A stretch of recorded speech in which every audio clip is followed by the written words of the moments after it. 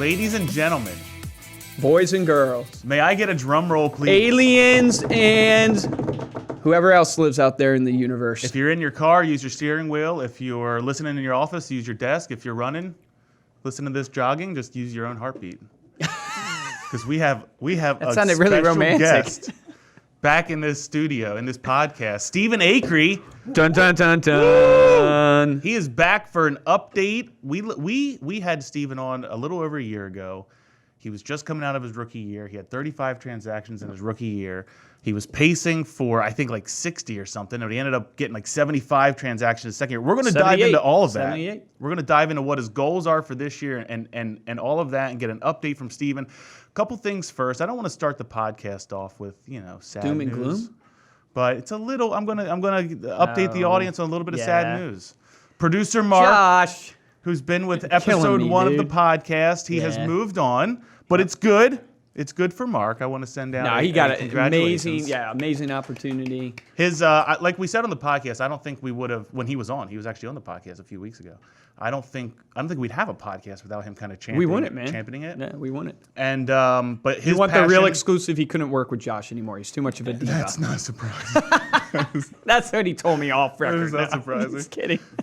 No, he. That was a joke, if his real anybody's passion wondering. is animation and motion graphics, and the opportunity to actually do commercials. Yep. Doing animation and motion graphics. So we've got producer Ariel twiddling the knobs, as I like to say. And Ariel is the magic behind my social media. So That's true. You've seen her work. You guys thought that was me. It wasn't me, although He had nothing to do with it. it had pretty much nothing to do with it. We learned before we went on the podcast Yeah. that Luke has never. What did you say? I've never thought before I spoke. No, it was I don't think before I speak most of the time. That's what makes me a good salesman, but sometimes a very insensitive person. Yeah, but you can sell your way out of it. Exactly. All right. Well, another thing that we've been doing lately on the podcast, we've been doing some featured reviews. So I have Yes. a couple of reviews to read here. Thank you so much for everyone who has left them recently. These are from August. Downriver Brian says, one of my top podcasts that I listen to. I listen to this podcast religiously. The topics center around issues and ideas for solopreneurs like me. I appreciate the enthusiasm of the hosts and the guests, as well as the consistency in which it is produced. Thank you very much, Downtown Brian. Dude, Downriver yes. Brian. Round of applause. If you would always like to make have me your blush. review read here on the podcast, head on over to iTunes, head on over to Stitcher, Spotify, all the places you can leave reviews. We will read it on the podcast. But the reason we're so excited to have Stephen, not only are we going to get caught up on what he's been doing, but Yeah, he's been avoiding some of my phone calls lately too, so I'm really excited to talk to But him. we've tried recording this podcast like 5 times. So we actually had to bring him up from Virginia. He is here in studio because we Yes. could not figure out how to do this So thing go to our over Blue YouTube Jeans. channel and you'll see him in the middle between me and Josh. So bring us up to speed, Stephen. How are things going? Yeah. Well, thanks for having me. You bet. Appreciate it. Yeah, well, let me frame this. I want to frame up for the people. See, this is me speaking before I think. I want to frame this up for the people that maybe are new to Stay Paid and don't know the story. Steven's my younger brother. He's bigger than me, which is kind of... Look at my arms. is. I'm And kinda that's surprised. yeah, it's surprising. It's because I had my ACL, and I've been off working out for about a week. That's my excuse. But he's my younger brother, and I guess 2 years and 9 months, almost 3, 3 years ago. Stephen and I were talking, and the stars aligned, and we were able to convince Stephen to leave his job that he was unhappy with and become a real estate agent. And that was quite the moment for me, and quite the moment, I'm sure, for Stephen. I say he had nothing to lose. I had everything to lose. But I convinced him to become a real estate agent, and he had interest in it. And, I'm taking probably too much credit there. But the fact was that it allowed an opportunity for us at our company. If you're wondering, obviously, ReminderMedia is the company that produces this podcast. And we'll probably work with just under 40,000 real estate agents this year, helping them with their marketing. Yep. And it was a chance to really, not only have we gotten amazing testimonials over the years, and we've had thousands of different clients. How many clients have we worked with over the years? Over the years, we've worked with over 80,000. Over 80,000 real estate agents over the years. 17 years. In 17 years. And so it just gave us the ability to now, we're really going to put to test the things that we preach, we practice, because it's one thing, like, if you have your clients having success, but when you push your own family member to use use your strategies, not only if it didn't work for Stephen, what I always tell people is like, it would have shaken probably my whole belief system. Like it was a really risky thing. And then also it probably would have hurt our relationship. He probably would have hated me. But that was not the story that happened. It actually not only worked for our 80,000 plus clients we've worked with, but it actually worked for Stephen. And so I just wanted to set up that because I think it's important for everybody to know, listening to it. It has been an incredible journey of learning the real estate business from a different side. Josh and I are marketers, salespeople. We're helping people with marketing. We're not real estate agents. We don't live that grind every day. And I've got a chance to taste that grind a little bit through working with Stephen. And so that's why I'm excited to do this interview and why we wanted to re-interview him so bad. And we've used his example so many times because it really gave us a chance to really understand the nitty-gritty of the business. So with that being said, tell him about, like, give a recap, man, on your 3 years or 2 years and 8 months into the business now. Talk about like your first year. How many closings did you do your first year? What did your team look like? Then your second year, how many closes? And now 9 months into your third year, kind of walk us through that. Yeah, so it's exactly what he just said. I just dived in the first year, and Luke pushed me in. I did. Basically, and did 35 transactions. And then second year, boosted that a little bit, did 78. I think. How many team members did you have at that time? At that time, I had Kelly and myself. Kelly and yourself. Okay, yeah, that's right, yeah. Yeah, coming into the mic. Yeah, Ariel, the producer's like, Steven, come in. So yeah, hired on Kelly, did 78. And Kelly was who? She was your administrator? Or? Yeah, she was an administrative assistant and contract close. Okay, so awesome. She's still working with us. And she left for a little bit and then ended up coming back to our team. And she's been helping us tremendously. That is actually a side point I will make is that Kelly came on the team and everything started flowing really like nice. And then she leaves. How many people did we go through? Went through two more assistants. Two more. We tried to hire two more assistants, and it was painful. 10, 15 interviews as well. So, I mean, like, there's a painful process of hiring, you know what I mean? So, we tried to hire two people. Both of them didn't work out. So, we could do a whole podcast on how do you hire an administrator. Thank our lucky stars. Kelly actually moved back to the area. So she got married, moved away out of the area, then they moved back to the area, and then obviously wanted her job back. But I just want to point that out, that it was interesting, like as you're thinking as in the audience right now, you know, hey, I'm doing well, I want to hire an administrative assistant. We got lucky, got Kelly, and then we went through two people, and both of those people failed. Yeah. So it's 35 transactions, 78 transactions dealing with the failure of trying to hire these administrators. Anyways, did you have any of the buyer's agents on the team at that point? There was no buyer's agents at that time. I think at the very end of the year. Can you still hear him, Ariel? He keeps pulling back from the mic. I'm sorry. I just want to make sure for the audience. I've only done this once, and it wasn't in-house, so you can't blame me. Yeah. But, ended up hiring on Kelly, and that was a big part because I'm a salesperson as well. And a big vision person. And so once we did that, automatically knew we needed to expand the team and leverage it out. And so the third year, now we've hired on 2 buyer's agents and then an inside sales rep. And now we're here. Where are you at pacing today? Transactions, right? Yeah, 78. So 78 transactions. And that's closed and pending. And where do you think you're going to end the year? We'll probably end in the 120. 120? Yeah. Okay, why are you not going to end 200? No. That's what my broker said.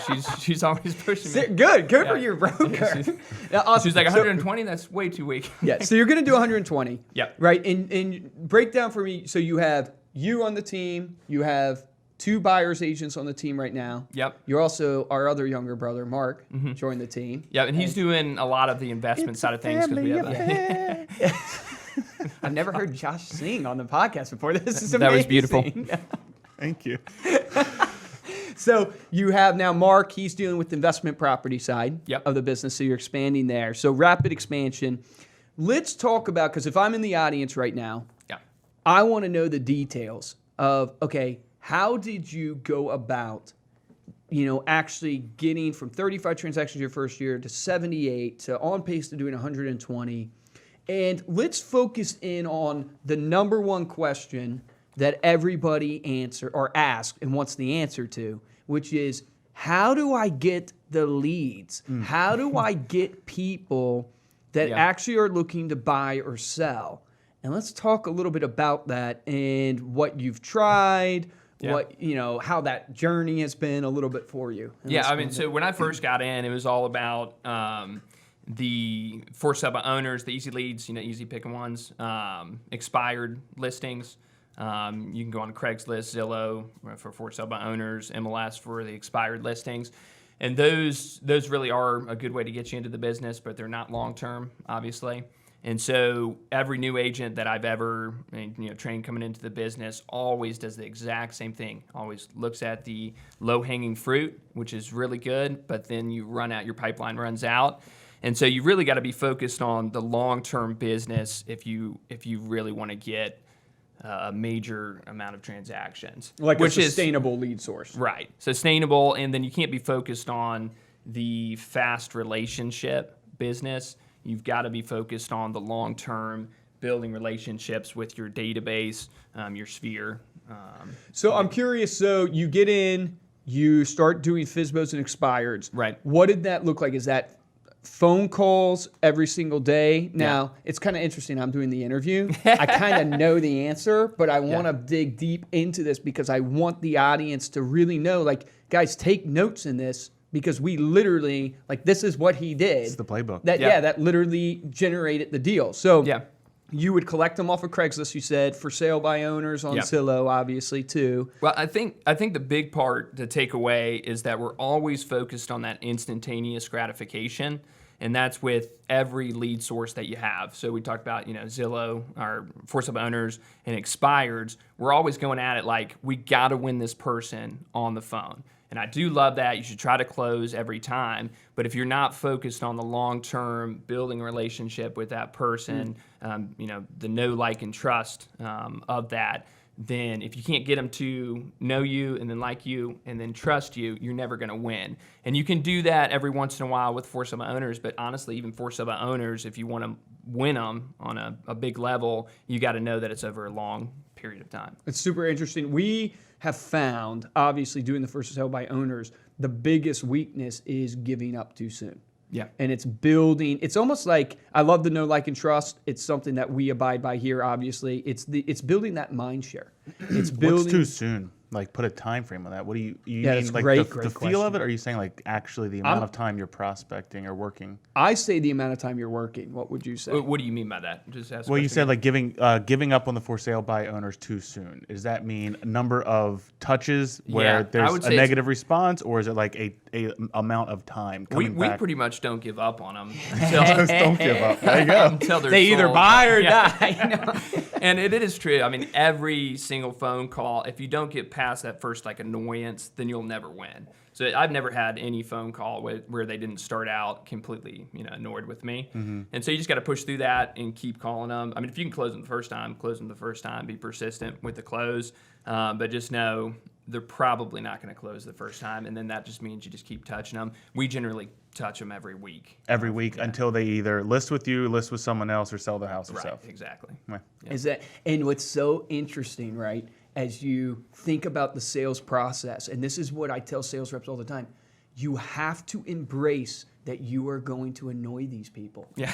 If you can get over good advice, that, it really is. It is. If you can get over that, don't hear me wrong. You're not trying to annoy people. That's what everybody perceives when they hear that you're calling to sell someone and annoy them. Yeah. It's a value thing, and that's what you're touching on is that you're calling them to provide value for them. And this idea of know, like, and trust is this idea of I want to build a relationship with you to solve a pain point for you. And that pain point is you want to sell this home. Absolutely. And you want to sell it for a certain price. And you want to sell it in a certain time frame. Yep. And heck, I want to help you do that. And I just want to be there when the time's right. Yep. If you don't get success, I want to be there to help you when the time's right. So you'd start with FSBOs expireds. Right. You're doing that. You still do those today, right? Oh, yeah, absolutely. No, so they're still a great lead source, and you close them out on a higher rate when you have the confidence. And Are you know calling your every value proposition. FSBO expired that you can get your hands on? Pretty much, yeah. And we That's what I figured. we really only use Zillow and signs that we see. Every time we see a sign, You don't we use drive Craigslist by. as much And then anymore? We use Craigslist every once in a while. Okay. Yeah. Now you, because I want to point this out, because I want this to be technical as well. The software you use for phone calls. Can you walk people through? Because Yeah. didn't you buy a dialer? Like, So we tried out a bunch of different dialers. Okay. The one I like the most is RedX, just because it's super user friendly. But we've used Mojo, and I think it's Land Voice or something like that. Did RedX provide you the ability to buy the leads Yeah, too? So absolutely. buy the for sale by owners. Did you will find say- that to be good? Or? They're pulling their data from different platforms. So most of the for sale by owners that are out there are going to be free on Zillow. So we just stopped paying for RedX because they don't find. I can't see how they find them. So you pay for the dialer, but not the leads. We pay for the dialer, and then we'll pay for absentee owners, and we find that on Pioneer Data Solutions, absentee owners, and then expires. Would you encourage agents out there to get a dialer? Oh, absolutely. Okay, Yeah. awesome. Yeah, you can't dial through a high rate without a dialer. So, Okay. I mean, How it's many calls? So you have an inside sales rep now. How many calls is that inside sales rep making in a day? I mean, it depends on the leads that we give him. So we do a lot of geo farming, which is just pulling up a neighborhood. Yep. If he's calling like expireds and for sale by owners, it's going to take him a lot longer to get to the list. But GeoFarm, they don't answer most of the time. So a whole, roll through 200 a day. Easy. 200 calls? Yeah. Okay. So is that just on the geo farm? Yeah, GeoFarm and then absentee owners. And absentee owners. And absentee owners, that's another lead source. They'll point out to the audience. That's a big one too. Yeah, that we huge found. one, and especially for investments. That's So what- if you're looking for investments for, Steve and I obviously do investments together. That's some of the ways we have found some investment properties is through absentee owners. But that's a great way. That's with someone owns the house and they don't live there. Yeah, and a good thing to take right. I mean, it really is. I keep hitting the point, but long term. And so if you're not thinking about following up with these people, putting them up on a drip campaign, you're never going to win because their motivation isn't generally there at the time of the call. It's going to be once they're ready, they know you. You know what I mean? So we just keep following up, but we're also taking down the first call. We're taking down their email address and sending them out emails. So we've won a good amount of people that way. So, when you look at your transactions, right? So the best way to determine, hey, where are you getting your deals from is to look at your past transactions and go, where did they come from? Right. When you look at your past transactions, where have most of your deals come from? It's easy Sphere, just because they're the easiest to work with. And I mean, they already know you, they already like you, and they should trust you. Most of them don't. I'm just kidding. But yeah, so Sphere is the biggest one. We do a ton of social media marketing. So if you're not good on the phones, you should still be calling people. But if you don't want to call them, quarterly or even more than that, you can still do a lot of social media marketing, which is sponsored ads or just posting organically on Facebook, and a lot of people will come that way. What do you tend to post on Facebook? So give the audience some ideas of what you're posting. So you definitely want to be real estate related and personal stuff. So we have a storyline that we follow. We just post everything that we're doing in real estate. But the big thing would be properties. So, obviously, if you're going to buy a home, you're going to want to be looking at houses. And so we just post houses online. Your current listings is what you post. Current listings, other people's as well, as long as you get Their permission. their permission. Now, you did where basically every listing you got, you have a video done of the listing. Has that proven to be... Almost every listing. Almost every listing. Has that proven to be worth it for you? Because I know the reason why I mention that is because I know you post that on social media and a lot of times you sponsor that. Yeah. But has that proven to be valuable or? Honestly, that's more of just to win the sellers over. You know what I mean? So we get a lot of leads just from looking good. That's a key online. point. That's a golden nugget. Right, but it there. doesn't necessarily play into selling the home. Yep. It depends on what kind of market you're into. Like we're in the 150 to 200 range. Right. Price point. Price point. Yeah. Yep. No, that's a key point I wanted to point out is that one of the keys to your success as I've looked back over the year, 2 years and 9 months or whatever, is that you do such a fantastic job of making yourself look like a rock star. Thank you, Kelly. I appreciate it. So, but didn't you walk in like the story, and I might be butchering the story, you walked into your local bank and the bank teller knew who you were and you'd never met them before. Yeah. at We all? actually have that happen a lot. It's really? kind of the open houses and stuff like that. People generally know who we are, but it shows how competitive the market is too, because you think they would just be flowing to you, and it just doesn't work that way because people don't understand real estate. They don't understand commission-based. Is that all from business. social media, or are you also doing out-of-home marketing? So our main strategy is it's Facebook, social media, and then we do 4 or 5 open houses a week. Okay. Every Sunday. So the big part about that is we're putting up our directionals, our signs. You know what I mean? And we're holding them for other people in our office and even other brokerages sometimes. Think well, about so. that. Is you're going to do 120 transactions this year, and you're still willing to do other agents' open houses. I'll be honest. That's where the second part of our business is coming from. Yeah, it's crazy, isn't it? So yeah, it's like the lead sources that we're talking about, like the easy leads. They're honestly a small portion. You need them, you know what I mean, to get where you need to be, but they're a small portion. So let's recap this, right? So as people are following along, taking notes, Right. You know, your 35 transactions your first year, 78 your second, on pace to do 120. You started with FSBOs and expireds to get you rolling, Right. Right? Yep. And then you moved, and that was phone call based mainly. Yep. Then you moved very heavily and quickly, obviously, into your sphere. Right. And you're starting to build the relationships with your sphere. You've also done a ton of different branding type ads and some direct, I don't know what you call, like direct response type ads on Right. Facebook. And then you have done heavy open houses. You said you're doing 4 a week right now? Yeah. So heavy open houses to attract buyers to come in. Yep. Now, I want to touch on like this key point of every time you tend to talk about your lead sources, you tend to go back to this idea of you got to understand it's not instantaneous. And Right. you got to understand it's about the long term and the value. Yeah, I mean, an example, like we have one seller we're about to put on the market, and we've been working her for a year and a half. So I went door knocking and found Think her. about that, a year and a half. She's loved us. It's more just like you got to find like the right people, and those are the people you follow up. Those are the ones you plug in your database.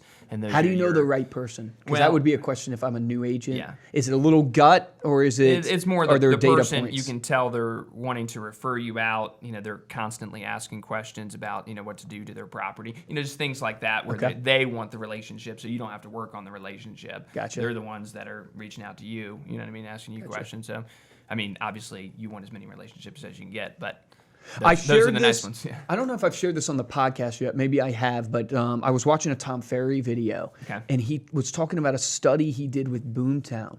And it was crazy, the correlation, which makes perfect sense, but the correlation between how many people you have in your database that are not just random names you buy. You can buy tons of names right now, but actually you have some type of a like friendship or relationship with, to the correlation of the money or the sales volume you have. And it was like agents that have over 100,000 people in their database, it was like 140 million in sales volume was their average. Yeah. And people who had 10,000 in their database, Well, keep in mind, we only got 4,000. correct. So keep in mind here, right? yeah. It's not just an acquaintance. Right. It's someone you actually have a decent relationship with. It doesn't have to be a friendship, but a decent relationship. Right. They were doing like 40 million or something like that in sales. It was crazy. And as I was listening to him That is say crazy, that, I was yeah. like, yeah, of course it makes perfect sense. Your network's your net worth. Right. But it's just interesting. So what's the point I'm trying to drive home? You focus on building that database and building those relationships. We had Ricky Caruth on the I was about podcast. to mention his name. Yeah, Actually, one that- of our buyers agents was supposed to mention him today. Loves him. Really, Ricky Yeah, because Caruth? it's like I love that guy too, man. That is the business, man. It's like it's a relationship game. Stop approaching it like it's sales. You know what I mean? Like if you don't have the value, you can't close people. So you go out, you build the relationship, and see what you can do for them. That's his biggest question. Correct. What in the value? world can I do for you? You know what I mean? So what's been some of the biggest pain points? Like let's talk about the pain points because a lot. everybody hears the story. Yeah, correct. Everybody hears the story of agents doing really well, and they hear you did 35 and 78, but they don't Right. realize you lost your administrative assistant. You tried to Yep. hire two, Right. and you hired both the wrong people, and you had to fire them. Right. And like that's what people really want to know. Like what's been the biggest pain points over there? So the biggest thing first that you got to, I would say, take away is you have to have a vision. So you have to have goals in mind, what you want to attain. Because if you have a big vision, then the opportunities that come your way, you're going to be looking for them. And so we have tons of opportunities, like the buyer's agents that I have on my team. Each and every one of them came from the person coming to me, and I was looking for that opportunity. And we've had lots of people, come and want to, jump on the team kind of thing. And so you're just looking for the best of the best. So if you have a big goal, you can see, you know what I mean? You're out there looking for, what do I need to do to get to my big goal? You know what Sure. I mean? And It's constantly on your mind. You'd miss them otherwise. Yep. So that's one of the main things that I've done is just constantly looking for, opening my mind to the opportunity, because we want to be the number one, team in Lynchburg. Right. Is that the vision from here? That's the big number vision from here right now, and then the next one would be Virginia. We got to take that over. So. And then the next one, the world. No. Just spread across the country. But so, What I like about that is it's obtainable. Yeah. Like it's a smart goal that's obtainable. Yeah. That's what I like about that. It's you want your 10x goal, which is world domination, right? But you want your smart goal too. I like that. But Galactic what was the domination. question? Galactic. until we open up real estate on Mars, if you got Earth covered, you basically have galactic I watched the domination. movie The Martian the other day. Great movie. Matt Damon, I think, in it. Great movie. I thought it was a great movie. No, I but watched that on the plane. So you said the vision, but kind of what's been the biggest challenge? What has prevented you from getting that vision faster? Yeah, why or- weren't you number one? Yeah. Why was that number one? Well, we didn't want it this year. No, I'm just kidding. We didn't want that first. No. Trying to think through some of the challenges. Obviously, people are the biggest challenge in business. And so if you don't have, because you don't know your value once you're coming in, you just want the opportunity. You know what I mean? So That's a great point. jumping in and trying to pull on, even Kelly as an assistant, you know, I don't know what she's supposed to be doing. I don't know how to train her and everything like that.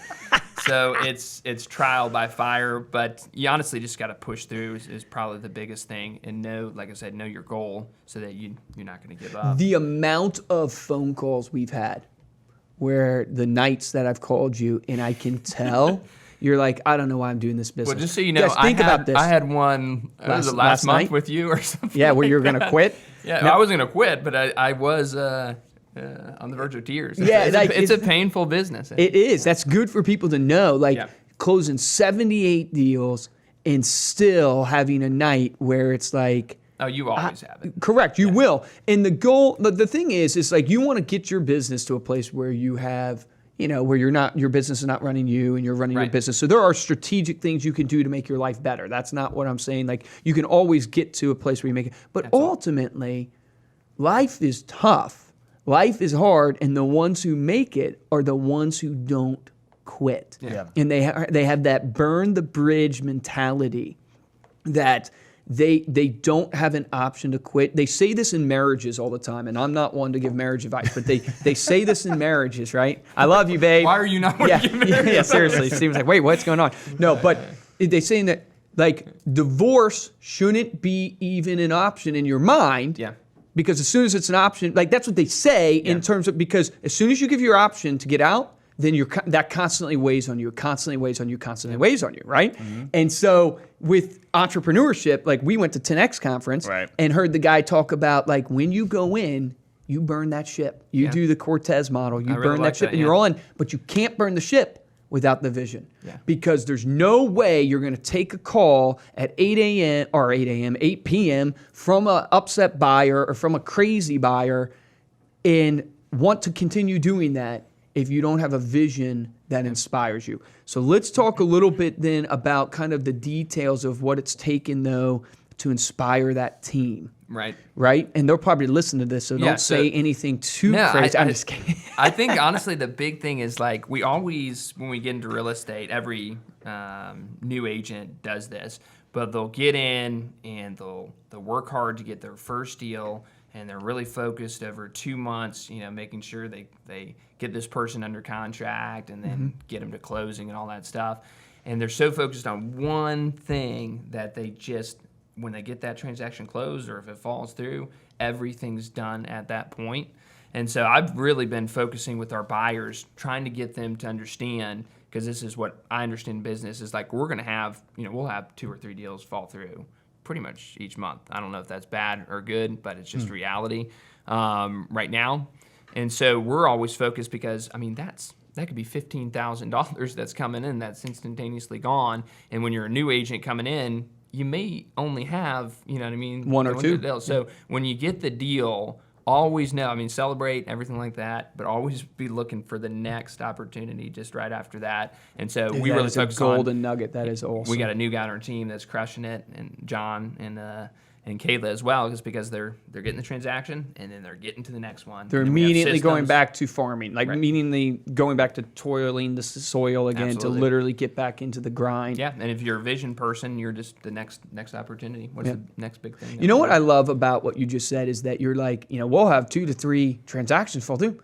I don't know if that's good or bad, but it's the reality. It is true. What I love about that is that's true business. That's true entrepreneurs. You don't know. And what's great is like it leads to a point of that's where you should have a mentor. That's where you should like your broker. Hey, this is what's happening to me. What do you see? You were mentoring me. Yeah, I don't know that, baby. No, but the point being is like that's where you add those people to your life to seek out that knowledge. But what I loved about it is just the attitude towards it is just like, this is the reality I'm facing, and I'm going to wake up every day, and I'm going to adjust. I love this kind of 3 things we're always saying now, which is you want to take action, you want to track your results, and then you want to pivot when it's not working. Then take action again, track your results, pivot when it's not working. Yeah. That process is... And it's true. Yeah, that's the process of life. I just attended a conference in Charlottesville with a bunch of mega producers, and it was the most encouraging thing because every single person went into that class and was like, I'm failing.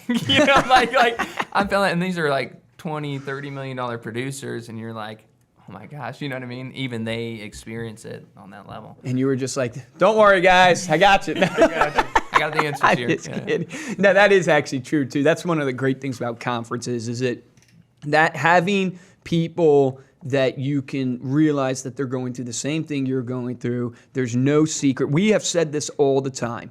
Dude, talk about what we talked about last night on the phone, which is this idea that it's not about the creative idea. Yep. That you're not going to come up. Yeah. Tell what you shared with me about the. Well, that's all I was saying is just like we always go into it and we have all of these creative ideas, which creative ideas are really good. And honestly, if you have a creative idea for a lead, you want to do social media or something like that, and you've never done it before, do it. But don't give up on the things that are working, the models that are there. And we always just branch off from the easy models that are in place. I mean, Gary Keller freaking wrote a book, for a real estate agent.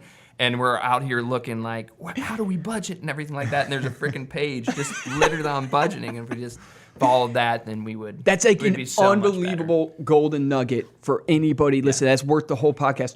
You are not going to reinvent the wheel. Or don't spend your whole life trying to reinvent the wheel. Yeah. Put into action the wheel that's been created and then improve that wheel a little bit. Yeah. And it's just in that micro improvement that you end up building an unbelievable business. One thing that impresses me always about Steve is the CEO of this company, he created this company, is just like, I always laugh because he really doesn't come up with like the most ingenious ideas, but he's so pragmatic. Steve's like, oh my gosh. But he doesn't come up with the greatest, most... It's just he's pragmatic and he just does it. Yep. And he just does the idea. It's just amazing. That's when true. You look at it. It's like it's a constant refinement. Yes. Of a process of making something more efficient that ultimately is going to build scale. And that's one of the things that, like, if you can take what has worked, take a model that has worked, refine it to scale, that's where your success and where your growth will come from. Correct. Yep. So as you look towards your future, right? And you look towards building this goal of being the #1 team in Lynchburg and then ultimately Virginia, what are some of the things that you have to improve in your business today to get you there? Probably the most simple answer to that is honestly just getting the people in, obviously, that are talented, and then giving them the responsibility to help my team grow. So one of the things I'm realizing, we're pulling on just crazy talented people. Our buyer's agents are amazing, and Kelly's amazing. You know what I mean? And all of a sudden I'll start to see them, take charge in areas, and I'm like, why did I not just give that up, completely? Like I'll be honest, I'm barely doing any contract to close. You know what I mean? Right. And I'm barely having to talk now to any of our clients throughout that process. And that was the biggest thing that was consuming all of my time. So honestly, we probably could have got 200 transactions if I would have just been like, Kelly, you're going to take this part and you're going to make it, the simplest for me and the team. And they're going to take this, this part. They're going to work with all the buyers. They're going to get them to closing. They're going to give them to you. You're going to take them to closing, and we're all going to make money. You know what I mean? So it's really just giving responsibility to those who are actually talented, and then stop skipping this. Like my biggest thing is I would always skip the steps, like with the interview process and everything like that. I know. And you'd hire on bad people, and then all of a sudden, you're That's awesome. You're having to backtrack. You know what I mean? But if you are looking for the opportunity and you do the right model, which would be, take your freaking time with it. You know what I mean? This person's going to be with you, for a long time if that's what you want. It's always like it's an Achilles heel, but it's also your greatest strength. One of the things that I've looked at as I look at you over the last 2 years or so is just like your ability to just jump and do is just wild. Like you're telling me you want to get on another buyer's agent on your team, and I'm just like, holy crap, you don't have the system all the way for the buyer's agents you have now. But it's been an amazing. I think it outweighs the con of the mistake of I probably shouldn't have hired that person, right? I think it's outweighed. Now hiring people, that's maybe a little bit different, but in the things like you've bought a lot of things that haven't worked. Right, from people and the people that call you, and you've tried different lead generation programs and you've tried them and they haven't worked. Yep. And if you would have just maybe picked up the phone, called me and said, hey, should I do this? I would say, hey, don't do that from a marketing perspective. But what I want to basically point out to the audience is that's been one of your greatest strengths. You were spending money, you were making no money in the beginning, no money. And you decided to still pay $200 to get listing videos done. Yeah. So you decided to make less money, and I'm just like, oh my gosh, you are. That's been a constant struggle. You're not even going to eat ramen noodles, dude. You're going to eat like the broth. Yeah, whatever's next. But the point being is, to the audience, that has been one of your greatest strengths, because if you're going to play, man, the quote Mike Campanelli, our sales manager, made today, it was from Joe Namath, I want to say. If you're gonna play to go all the way. If not, don't play at all. I like it, and it's like in your marketing, go all the way. And everybody like Grant Cardone, Ed Milet, all these big time guys, they always say, I just wish I would have played bigger. And what I think they mean is the same thing that Joe Namath is saying, is this: I wish that I wouldn't have played scared, because it's kind of like, if I'm going to play, go all in. Does that mean all into your vision? Is that what you're saying? Like, what your goals are? Do you think your goals need to be? I mean, obviously you think your goals I'm saying spend the money when you don't feel like, I just want to test it. I just want to do like it's people with Our American Lifestyle magazine. Yeah. Right? It's been instrumental in helping you, right? Yeah. People will go, I can't do 50 of these magazines. I'm going to do 25. And they don't understand that you're limiting yourself. Yeah. Like you're limiting yourself. Yes, is $200 money? It is money. But in the grand scheme of things, it's jump change. Yeah. And so you want to try, I guess here's what I'm saying. You want to focus on saving $50 when you should be focused on making $300,000. Yep. And that's what I mean by the mindset of going all in. It's like, when you go all in, what did you tell me in the early years? You didn't have a choice. Yeah. Like you're working 20-hour days. Bridges, yeah, you didn't have a choice. You're just, I'm not going to eat. Yeah. Because I sure as heck am not going to buy you ramen noodles. Are you kidding me? Buy your own ramen noodles, man.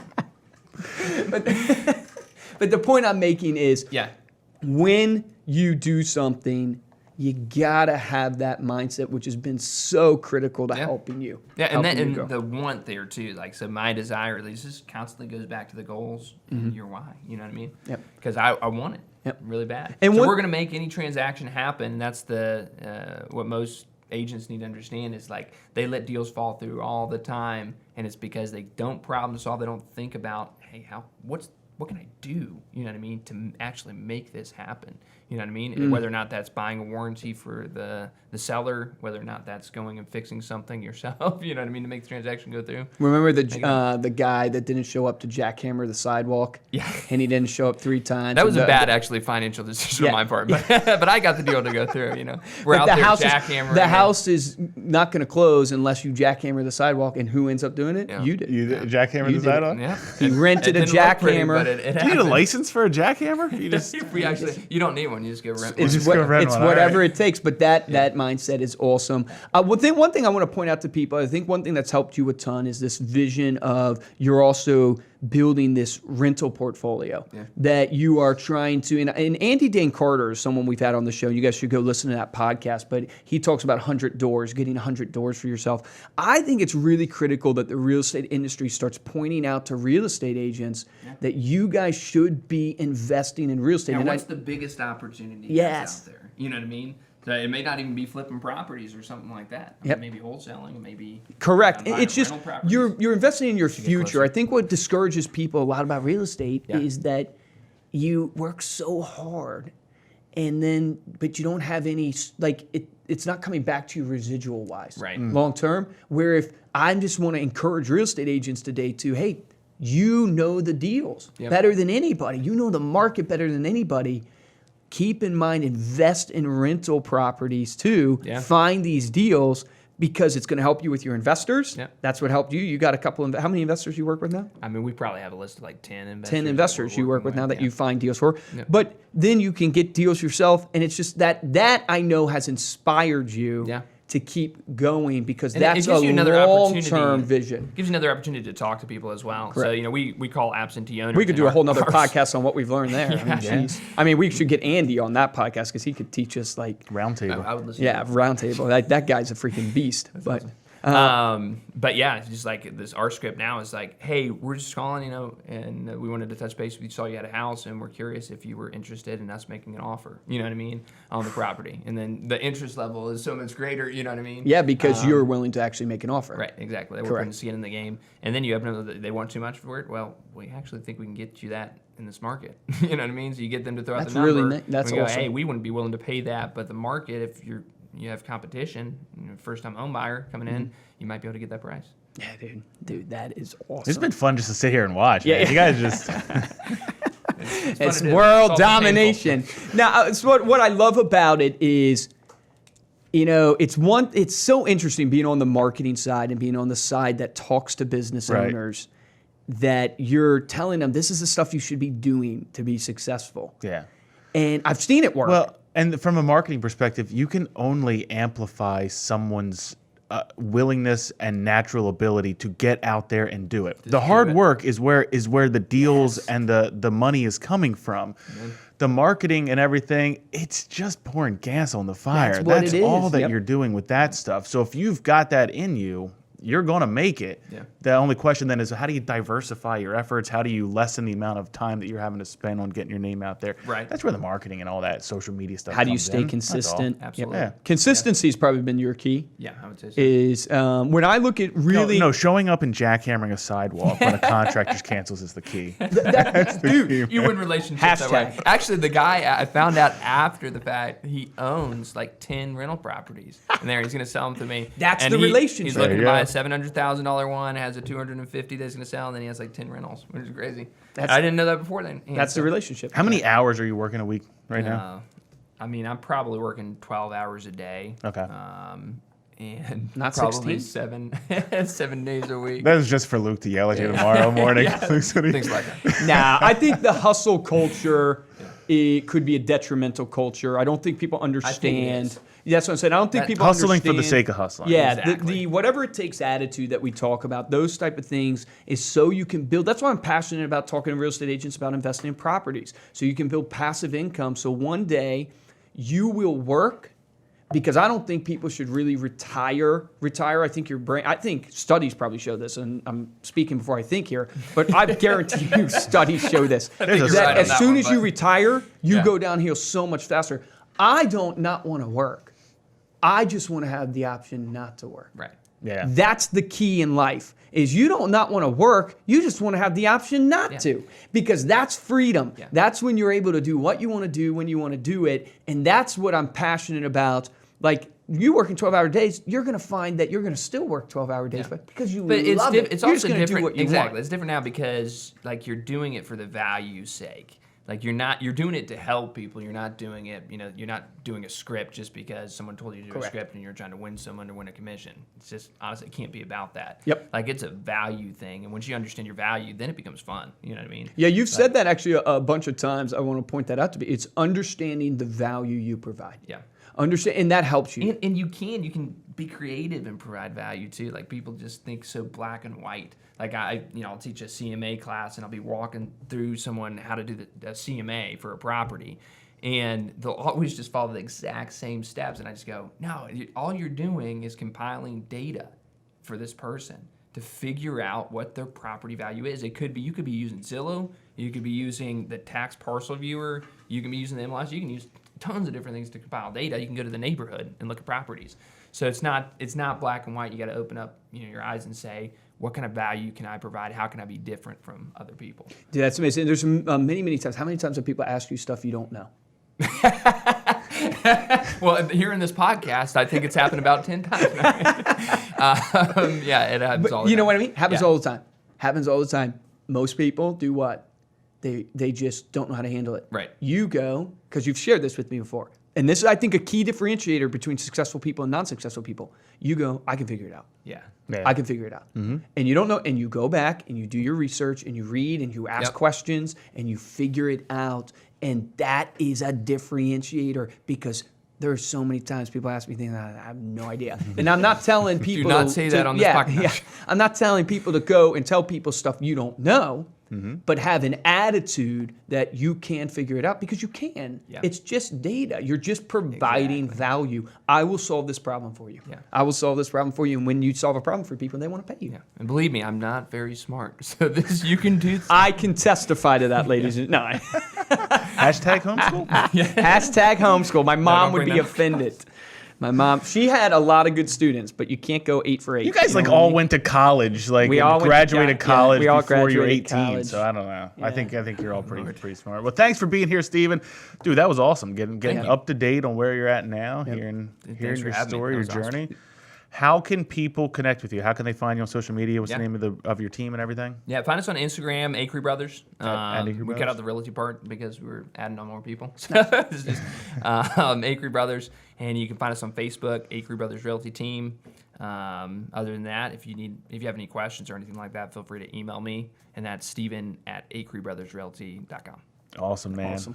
Thank you so much. And thank you for listening. If you like what you heard today here on Stay Paid, please head on over to iTunes, Stitcher, Spotify. Give us a 5-star rating. Make sure to leave a comment.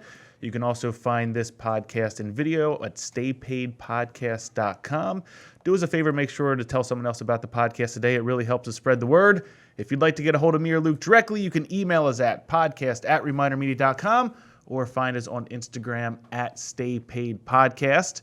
We are at Reminder Media on all the other social media channels. For this episode of Stay Paid, I am Joshua Stike. And I'm Luke Acree. And man, there's so many action items, I think, out of the podcast. I think you can really go back and listen to this podcast and have a roadmap for yourself of, if you're just getting into the business or if you're struggling to generate deals, there have been some really valuable lead generation categories, I would say, that you can start and really focus in on. But I think the number one action item I want to give to people is, I think you can take action on it immediately, honestly, is this idea that look at the people in your database and ask yourself this question: how am I providing long-term value for these people to build a relationship?